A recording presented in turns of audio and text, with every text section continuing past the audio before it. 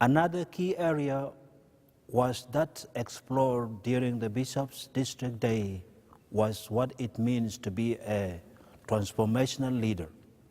Transformational leader is a term that is thrown around a lot in the United Methodist Church. You and I may think that we know what it means, or at least what it means to us personally.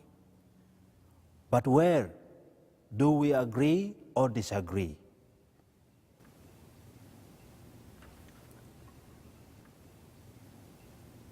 In our first clip that will take us deeper into what a transformational leader is, Bishop Webb reminds us that people can tell when we have been with Jesus.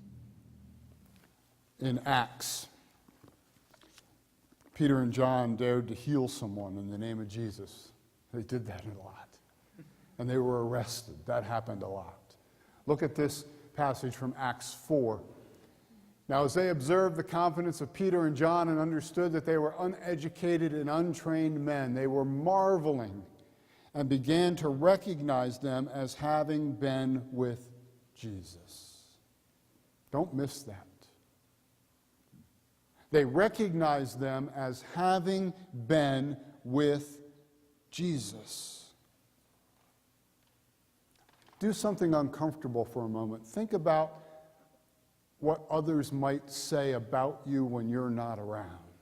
I know that never happens to any of us.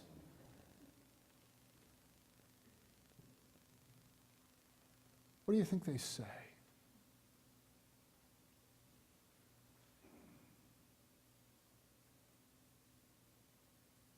I'm learning that people have a lot to say about the person who serves in the role of bishop. And I'm learning that I'm going to do things and say things and make decisions that some people aren't going to like. I already knew that I make a lot of mistakes in life. And I know I'm going to keep making mistakes.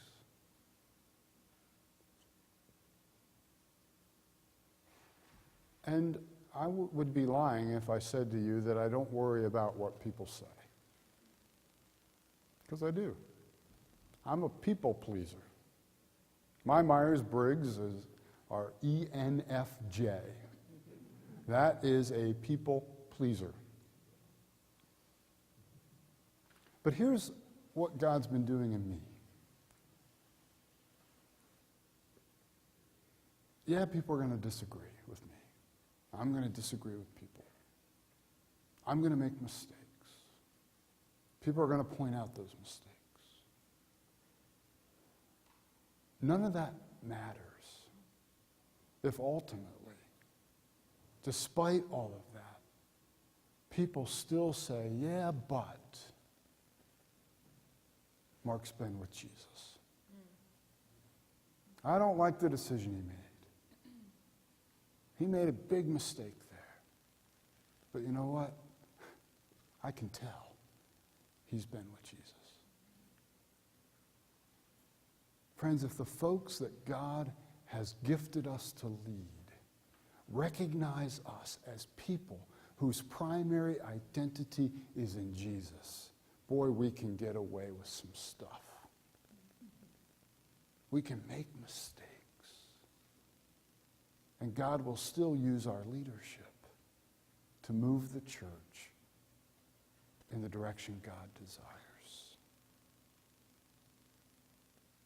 So, is your reputation more about you? About what you've accomplished, for good or bad?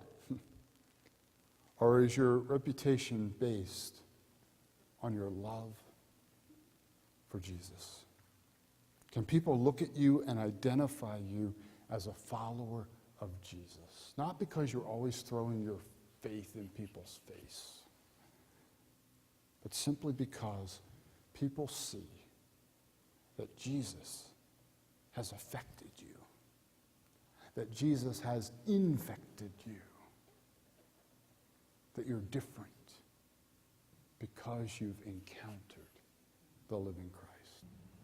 What do people say about us when we are not around? Is our reputation about us or about love of Jesus?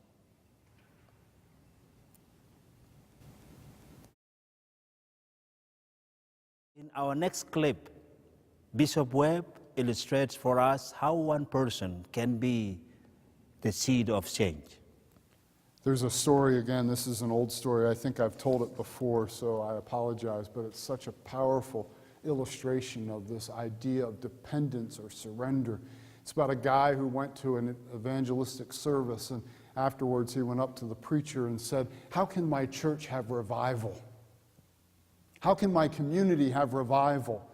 And the preacher said to the man, "Do you have a place where you can go and pray?" And the man said, "Yes." And the preacher said, "Well, go to that place and take a piece of chalk with you. And when you get there, kneel down and with that chalk draw a circle around yourself. And then pray that God will bring revival to everything inside that circle. Then your church will see revival. Then your community will know revival." You see, the heart of a leader finds its identity in Jesus and is totally dependent upon God, surrendered to Jesus. How can God change us individually? How do these changes make a difference to our community?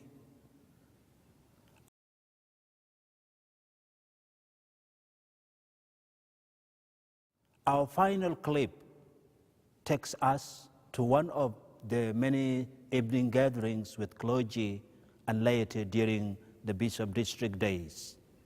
In the clip, Bishop Webb reminds us how important it is for us to share our story. God uses us to change the world as we share the story of how God has changed us. We share our story by developing relationships with others. We share our story by listening to the stories of those around us. We share our story of how God has changed us by investing in the stories of other people, by meeting people where they are, by walking alongside of them, by loving them, by accepting them. We share our story because we're called to live the mission. In Romans chapter 1, in the very first chapter of Romans, Paul is teaching about the exaltation of the gospel, the place of the gospel of Jesus Christ in the life of the believer and in the life of the church.